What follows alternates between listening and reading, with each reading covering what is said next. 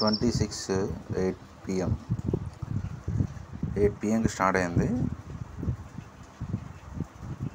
Sunday 26 8 PMకి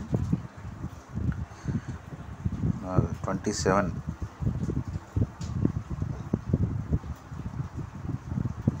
8 PM దగ్గరికి వస్తుంది. అలా 4 AM 28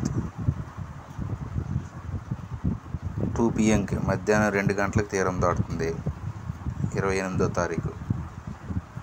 అలా PM అలా బలపడి 3 PM 7 AM 29వ తారీఖు